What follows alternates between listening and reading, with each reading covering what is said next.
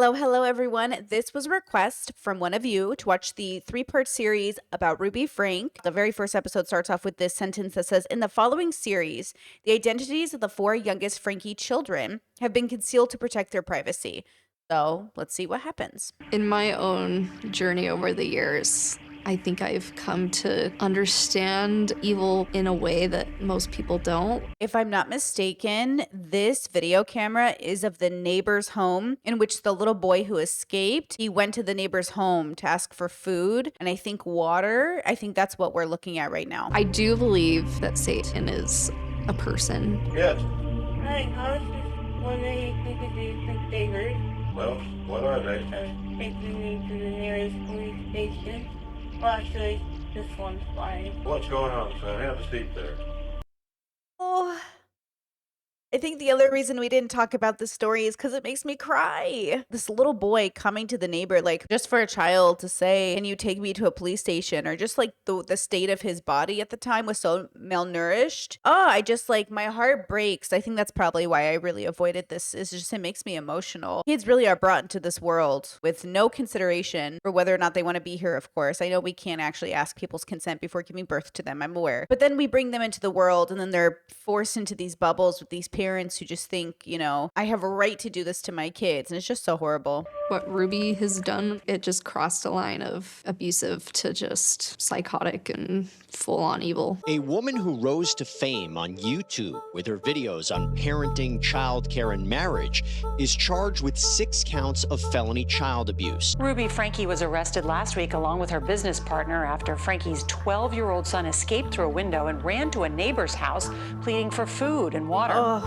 Police say the boy was severely malnourished and had lacerations from being tied up. In the journal, Ruby describes her children with words like demon, devil. Now, of course, the question that comes into play here is the religion the issue or something else? And I've been thinking about this a lot because there's been a lot of terrorist attacks with people driving their cars into people, and people automatically assume they're from Islam, like they're Muslim. And I just want to remind people, like, you know, separate from the religion, it's also just the people, you know, like people do these things and there's no part of their religion that says explicitly this is how you treat people. And I think we have to examine that. Why do people read a religious text and take it this far? Because that's really the question. Why do humans take things too far? And remember, the road to hell is paved in good intentions. So the question is like, why do we take things so far with our good intentions? I think that's really the question you should be asking. And look, I'm an atheist. I don't believe in a God. I don't think there's a higher power. I mean, maybe, but I really don't think so. Right? Truly in my heart, I just don't think so. So for me, it's not that I'm, you know, trying to make an excuse for religious behavior. I just think separate from the religion, it's really like, I'm interested in the psychology of these humans. Like, why would you do this? It's like the parents who send their kids to conversion therapy. Like, what are you doing? You know, I grew up Catholic with 3 gay kids in the family. And my parents never sent any of us to conversion therapy. You know what I mean? I mean, they wanted us to not be gay or whatever, but like we never got sent to a camp because my parents wouldn't send their kids away. I think my parents are the kind of people that like don't actually trust authority very much, even though they're religious. So it's kind of ironic. But yeah, like why did she go this far? Her husband, Kevin, seen here in one of Ruby's many social media videos, now fighting to clear his own name. In many ways, we were the perfect family, but the devil knocked and we opened the door. I feel like they're going to put it all on her, right? Like she's the mastermind, which is possible. The husband could also be an abuse victim of Ruby Frank. That's very possible. So maybe he's just one of her victims. I mean, we have fond memories of being best friends with. This is Jared and Sydney Condi, Springsville residents. Our neighbors growing up. And so that's exactly what we wanted for our kids. It just feels idyllic. So they're just interviewing couples right now in the neighborhood. It's a very, very beautiful neighborhood. Like it is quite suburban, idyllic as they're explaining. And so that's kind of what's happening right now. It's a great community. I live here myself, and a lot of people are happy in Happy Valley. There is a but. They are stuck in a box. One would say a bubble. We all exist in bubbles, and this feels like one of those very specific kind of bubbles. Interesting. If you look at this landscape, you see a lot of circles on the ground. Are those trampolines or are those pools? Does everybody have a trampoline or does everybody have a pool? I watched this TikTok once that said you can tell how wealthy a family was growing up by whether or not they had a trampoline. A culture of perfectionism. Ooh, Ooh, that suburban perfectionism. Oh, yeah. Wanting to look a certain way, wanting to be good. And the reason why is because Utah is the capital for the Mormon church. Yeah, I've been to Utah a few times to take friends who were relatives of Mormons to their Mormon neighborhoods. And it is a very specific bubble. It really is. Beautiful neighborhoods, very nice people. But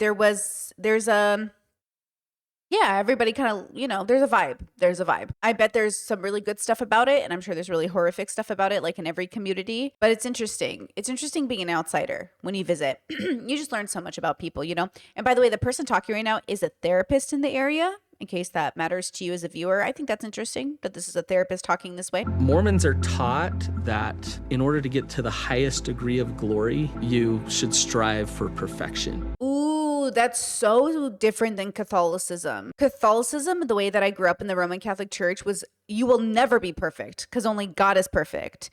You can only ever try to be 1% of God, which is you're not even trying to be like God, because you can't, it's like offensive. So that's interesting that Mormons want to be perfect. And we are always supposed to be doing missionary work. Just by sharing their lives on camera, they're thinking they're doing God's work. I always wondered why so many family vloggers are Mormon. Or oh my God, wait. Because even Nara Smith, she's Mormon. And I always wondered, why are all these Mormon trad wives on TikTok? Oh, it's like their religious calling. I'm learning so much. Wow. There are about 53 Saturdays in a year. This jar is holding 100 marbles. This jar is holding 100 marbles. Ruby Frank was one of YouTube's most popular family vloggers. She is now serving up to 30 years in prison for child abuse. Okay, so the last tip that I have for calendaring is remembering my last tip for... As a YouTuber, I don't know how she still has all this raw footage. I delete mine. I delete all my I don't hold on to anything. I'm not nostalgic or paranoid in that way. I just get rid of everything. I'm over it. Once I upload it to YouTube, I don't care. I don't care if everything disappears. I have no attachment. You know what I mean? I create and then, So the fact that she has all of this B-roll footage, or not even B-roll, background footage, like unedited footage that they can show in this documentary is confusing to me. Did she post this to YouTube? Did they go into her computer files? Did her kids give this to them? Where did they get all these 2 take, 3 take, 4 takes from? For the first time, her family have agreed to give a detailed account of events. Oh, they have provided an archive of over 1,000 hours of unseen footage. Wow, there you go. That answers my question. I always ask myself when I schedule a weekend, is what I scheduled worth? Hey, I'm still recording! Come on! Why am I hearing all this noise? And we're trying to get ready for church. That's why.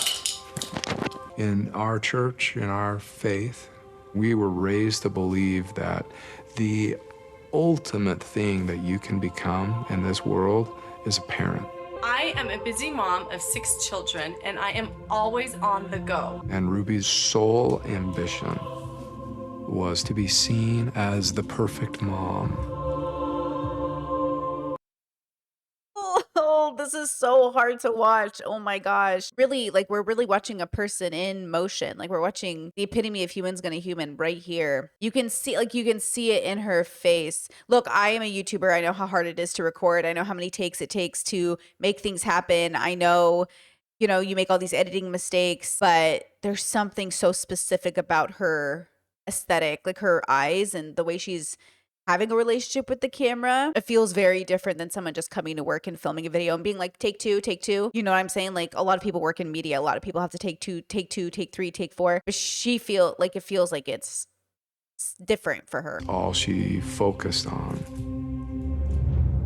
But she wasn't getting enough praise and attention for it. And so she decided she was going to create a YouTube channel. And when she sets her mind to something, hell and earth combined could not stop her. Just a reminder that Shay Carl and his wife became the biggest Mormon YouTubers ever. And they had the roughest implosion because he had an affair. Sometimes it's not always good to get what you wish for. But also, what are these values really when temptation comes knocking? How strong are your convictions? Not enough not to cheat and not enough not to abuse your kids in Ruby's situation. What are we doing? What is this? It's a cake and inside is the color of the baby. So we're gonna find out if it's pink or if it's blue. So this is their very first YouTube video.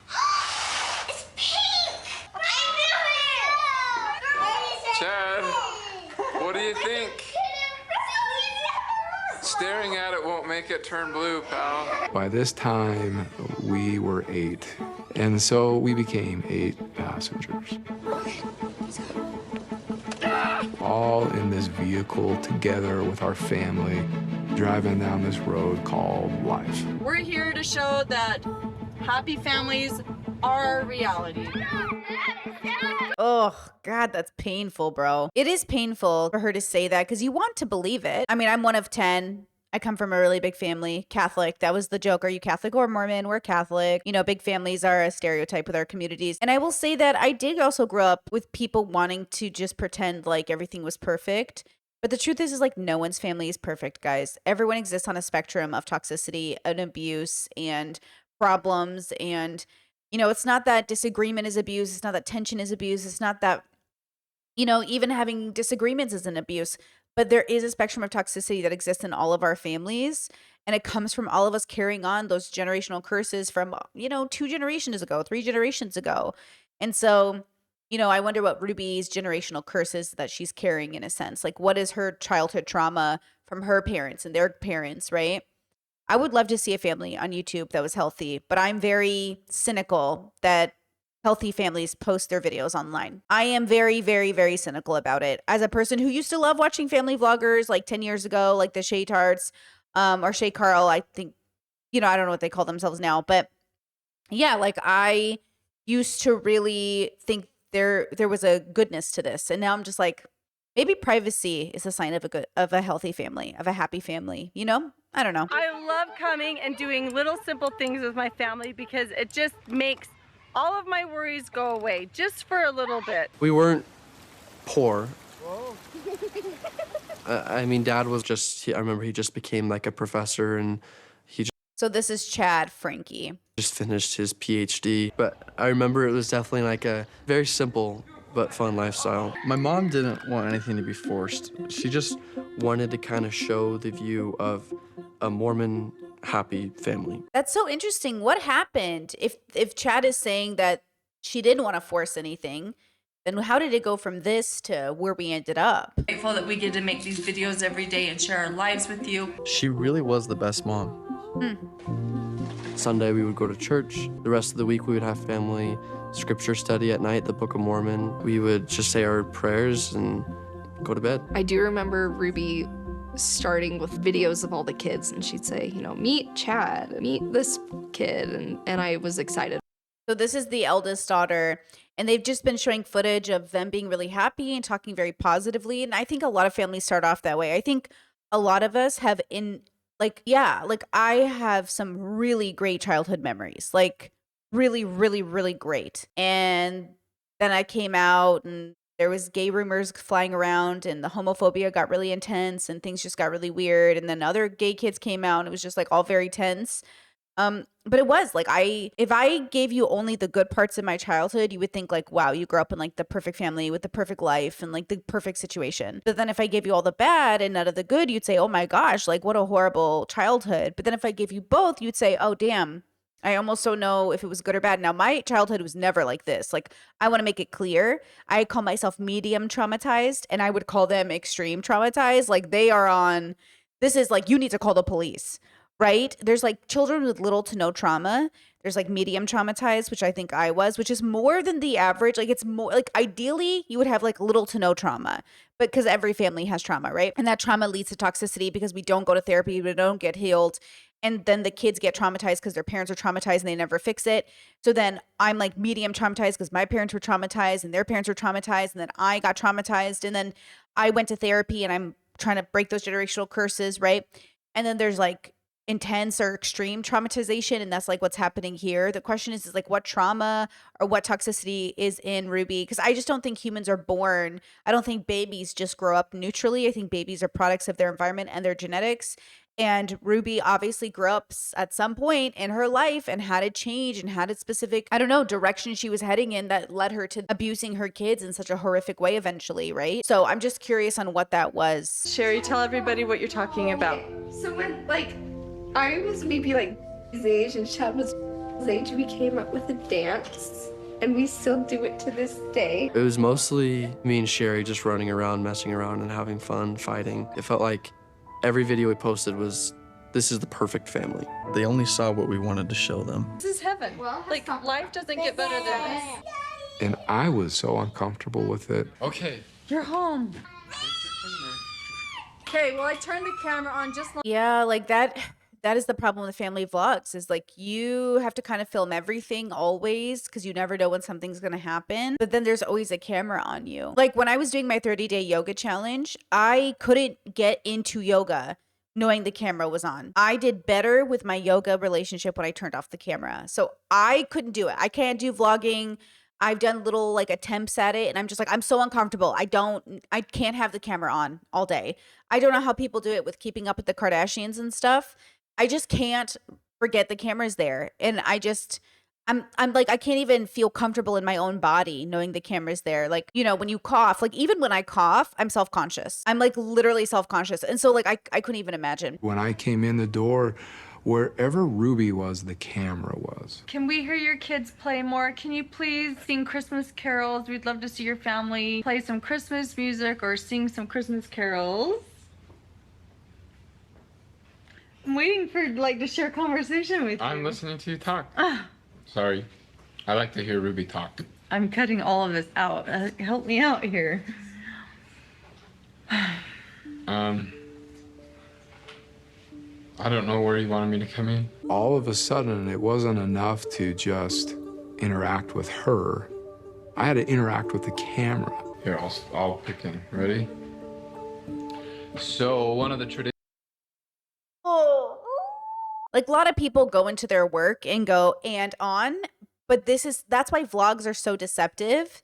That's why YouTube can be a really deceptive kind of parasocial trade, because the implication of YouTube is that it's authentic, but the reality is that it's that, you know, you go to your 9 to 5 and you turn on your customer service voice. So do YouTubers.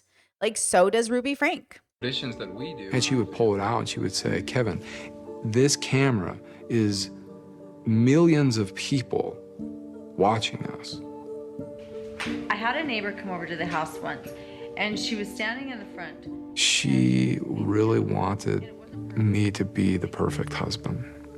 The even-keeled but strong patriarch of the family. Yeah, I mean, there's a high probability like he is just one of her abuse victims as well. Like that is a reality that happens. Like it looks like that's how the framing is going to be as well, and I can believe it. I know spoilers that I know that she and Hildebrand apparently had an affair according to the articles that I've read. So my assumption is that she leaves him eventually for a woman, and specifically Hildebrand, who abuses the kids. So I'm assuming that I think Hildebrand is that like very dominant type. So I wonder if she was looking for that, even if it came in the form of a woman. From my understanding, from what I've read, you know, I'm not a journalist here, but what I've read is it seems there was an affair happening. Yeah, that's a nerdy boy right there. I mean, I love a nerdy boy, but yeah, like he's not exactly the masculine stereotype, right? We met in August of 2000. She had about 5 guys trying to court her interest. And so I decided to play dirty. Inside of her closet, she had this big table. All of the rows vertically were all of the attributes in a guy that she was looking for. And then along the top, all of the columns were the boys. My name was on there. I had a column. And so I'm just furiously taking notes, and I went home and I studied hard. Getting married was the ultimate symbol that somebody else was willing to commit their eternity to me. I was willing to do anything to keep it. Man, because I think in Mormonism, it's like, it's very serious. Like I'm going to say marriage in Mormonism feels more serious than marriage in Catholicism. And Catholicism like has a whole annulment process, and divorce is very taboo, but it feels much easier to get a divorce as a Catholic than a Mormon. It felt exciting at the time for sure. I felt like I was a little bit famous, and I thought it was a cool badge of honor to wear. First paycheck landed in our account. How much was it? Like $85. Interesting, because YouTube usually won't give you money unless it's $100 or more. But I wonder if at the time they did give you money. I wonder if he means AdSense or something else. But for as long as I've been a YouTuber and a partnered YouTuber, which has been almost since 2009, you needed at least $100 to get paid out. So I'm interested if that's like just bad memory. But either way, interesting. And that first paycheck flipped me 180 degrees, and I wanted more. Did you guys see recently Kanye tried to do a Twitch stream and got banned? And he said, I should have been with Paris Hilton. And I was thinking about that idea, like, oh, I should have made babies with Paris Hilton because then I'd have hotels. And in my head, I'm thinking, like, man, sometimes people's brains are so content-brained. Like, sometimes people are so, like, marriage really is. We talk about the divorce rate. We're not dating our high compatibility partners. We're settling for what we want the bubble to give us credit for getting, right? 8 Passengers LLC was born. The kids were all employees, is how we were referred to as like employees, and Ruby was the CEO. Thank you guys for watching. I gotta put my house back in order. Thumbs up, subscribe, be sure to watch. People loved Ruby's personality. Were you surprised by their fame? I was blown away by their fame. Blown away. This is a friend. Man, it must be so weird. It is weird. It is weird. I don't think I've ever met somebody that didn't think it was weird when someone became a YouTuber or a content creator. And I think it's always weird for family and friends. I think it's always weird for people. And it's sometimes no matter how famous you even get or popular you get, people can't believe it.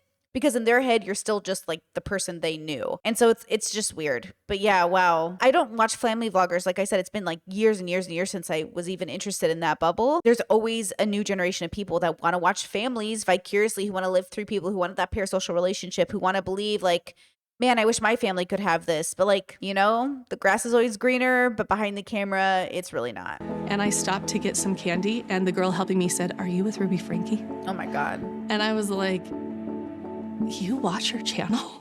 Like, what? She played it very intelligently. I was always blown away by her business sense. It's just so fitting. It is so fitting to hit 1 million while I'm like trying to squeeze in all of these little things that I'm doing to serve my family. Like, my big thing has always been mothers are powerful. And it's not the big things that moms do that make them powerful. Power comes in the little things. Watching the subscribers grow was really big. And the understanding was that if Sherry or Chad are on the thumbnail, then the video is gonna do better than if just Ruby was on it or the little kids. Wow. Wow. That's so, from a marketing perspective and everything, that's so interesting. You never know who the audience is going to prefer in a thumbnail. Woo! Well, I think I knew very early on that people liked seeing me the most. And I think that's a little selfish of me to say, but it was also true. I think I brought a lot of character into the channel. I was very good at being like lighthearted and fun. But I think just the main reason was the audience was girls my age at the time. I was gonna say, I wonder if he's playing the role of like the teen heartthrob for the girls in the audience. Because that happens a lot where people have crushes. I mean, so many Twitch streamers or just streamers in general, YouTube or whatever, they have like this audience that wants to be with them. Like we talk a lot about girl or female streamers and how women streamers have a male audience who wants to be with them. But like boys have it too. There are boys on the internet who get millions of subscribers from girls who want to be with them. At the end of the day, like that's why YouTubers are entertainers. You know, people look at them as people they want to either be friends with, be in a relationship with, or have their job. That's just that's like kind of the reality of content creation to some extent. And I think they just found me fun and attractive. And I'm not complaining. The cheerleader. I was living vicariously through him. He was everything that I wish that I was when I was a kid. Confident, handsome, great at sports, the heartthrob, and the comedic relief. And that's important. Ruby knew that, and she exploited it. Do you exploit it? Absolutely, I did. Ooh, okay, self-awareness. Okay. Let's see if we can show how thick this wad of cash is. All of that money, all of that payment came for one reason and one reason only. My kids. So smile. Now look at it like, look at the money. And we started to watch the paychecks go from like $2,000 a month to $8,000 a month to $20,000 a month. And at our peak, $100,000 or more per month. Oh my God. Oh my God. Did you have any misgivings about that? Not at the time. I don't think people think about it. I just think people think about the success. I grew up in a world where people looked at family dynamics and family businesses and family goals as like the dream. My dad owned a business. Everyone assumed one of his kids would take over the business. But funny enough, not one of his 10 children wanted the business. But a lot of people are like, oh my gosh, you were born into a gold mine. Why don't you want it? Okay, my dad is like in a very specific engineering field. You have to have a genuine interest in running the kind of business he does to want that business. And like, I'm a YouTuber. So just to put it into context, like different genres or different jobs here. So I think there was even growing up for me, this like desire to have a successful family business that was generational, but the reality just wasn't there. And I think a lot of family vloggers run into that problem where like eventually the kids grow up and they don't want to do your vlogs anymore. And then what happens? Do you make more babies or do you just stop doing the vlogs? And then at that point, do the parents save up enough for retirement or do they have to go back to work at some job they don't even have a connection to anymore? I have been like overwhelmed by how many blessings that we've received in our family. And then people watch them and think God will bless them as well. It is literally the vicarious living through. So the audience members that are also Mormon and Christian will look at them and say, oh yeah, God blesses. And this is why a lot of Christian pastors, this is why a lot of people wear like these crazy expensive watches and suits and jets, and they go, oh, it's abundance believing. Like you can have this too if you just believe in God. But how many like people who believe in God are living in poverty or below, the line of what they expected to be making, or, God has a reason, God has a plan, and God just happened to bless this family with abundance. It's like, well, All right, everybody, thank you for watching. I'm going to go ahead and leave it here. I'll see you for the next part soon. Please leave your comments in the sections down below. Don't forget to like and subscribe, and I'll see you for the next one.